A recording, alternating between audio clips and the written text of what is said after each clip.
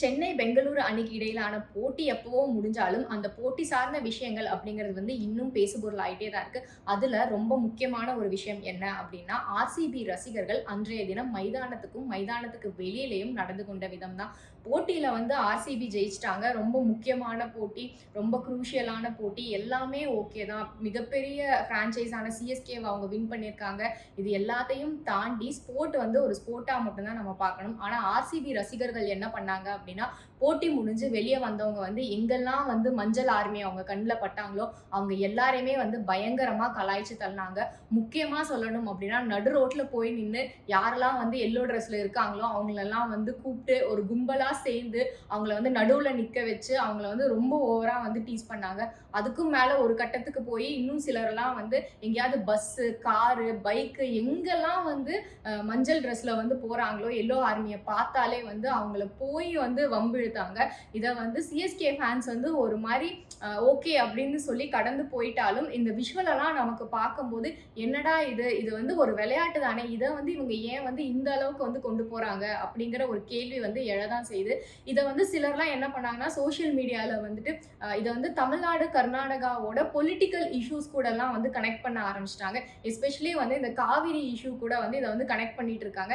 ஏன்னா வந்து 2019 வந்து காவிரிக்காக வந்து தமிழ்நாட்டில் நிறைய போராட்டங்கள் வந்து காவிரி நீரை வாங்குறதுக்காக நடந்துட்டு இருந்த டைம்ல வந்து ஐபிஎல் வந்து டேட் அனௌன்ஸ் பண்றாங்க.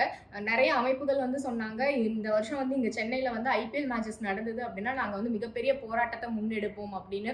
அதே மாதிரி வந்துட்டு அந்த அவங்க சொன்னது எல்லாத்தையும் தாண்டி அந்த ஆண்டு ஐபிஎல் போட்டி இங்க நடந்தாலும் கூட முதல் போட்டியிலேயே வந்து ரசிகர் யாரோ ஒருத்தர் வந்து ஷூவை தூக்கி வந்து கிரவுண்டுக்குள்ள வந்து வீசினாரு. அது வந்து ஒரு மிகப்பெரிய சர்ச்சையை ஏற்படுத்தினால அந்த ஆண்டு வந்து ஐபிஎல் போட்டியே வந்து சென்னையில இருந்து புனேவுக்கு வந்து மாற்றப்பட்டது. அந்த அளவுக்கு வந்து இந்த காவிரி இஷ்யூ அப்படிங்கிறது வந்து ஐபிஎல்ல வந்து ஒரு மேஜர் ரோலை வந்து பிளே பண்ணியிருக்கு. அப்படி இருக்கிற சமயத்துல இந்த ஆர்சிபி டீம் வந்து இப்படி நடந்துக்கிட்டது அப்படிங்கிறது வந்து அந்த பிளேயர்ஸோட வந்து ஒரு வெறித்தனத்தை வந்து காட்டுது அப்படின்னு வந்து நிறைய பேர் விமர்சனங்களை முன் வச்சுட்டு வராங்க. சரி, அப்படியே பார்த்தோம் அப்படின்னா, ஏன் சேப்பாக்கில் நடந்த போட்டியில ஆர்சிபி தோத்தப்ப சென்னை ரசிகர்கள் எதுவுமே பண்ணலையா அப்படின்னும் ஆர்சிபி ரசிகர்களுக்கு சார்பா வந்து சிலர்லாம் கேள்வி எழுப்புறாங்க. ஆமா, கண்டிப்பா வந்துட்டு இங்க சேப்பாக்ல வந்து இந்த சீசன்ல ஃபர்ஸ்ட் மேட்ச்ல வந்து ஆர்சிபி தோத்தப்ப ஆர்சிபி ரசிகர்களை சிஎஸ்கே ஃபேன்ஸ் வந்து கலாய்க்க தான் செஞ்சாங்க. அதை வந்து மறுக்கவே முடியாது. ஆனாலுமே வந்து அது வந்து ஒரு ரொம்ப வந்து நம்ம ஃப்ரெண்டு ஒருத்தவங்க ஆப்போசிட் டீமுக்கு சப்போர்ட் பண்றாங்க, அந்த டீம் வந்து தோத்து போயிடுது. அப்ப நம்ம ஃப்ரெண்டை வந்து நம்ம வந்து டீஸ் பண்ணதானே செய்வோம். அந்த மாதிரி ஒரு ஆங்கிள் தான் வந்து அவங்க வந்து கலாய்ச்ச விதம் அப்படிங்கிறது இருந்தது. ஆனா சிலரெல்லாம் வந்துட்டு கொஞ்சம் வந்து ஓவரா தான் பண்ணாங்க அப்படின்னு தான் சொல்லணும். சின்ன பசங்களை வந்துட்டு ஆர்சிபி ஃபேனா இருந்த சின்ன பசங்களை வந்து கிரவுண்டுக்கு வெளியே வந்து ஒரு சிலர் கலாய்க்க செஞ்சாங்க. அதுக்கப்புறம் வந்து பார்க்கிங்ல மாட்டின ஒரு பையனை வந்து 16 வருஷமா வந்து வெறும் ஜெர்சியை மட்டும்தான் வச்சிருக்கீங்க, கப் எங்கப்பா அப்படின்னு கேட்க தான் செஞ்சாங்க. இது எல்லாமே ஓகே தான்.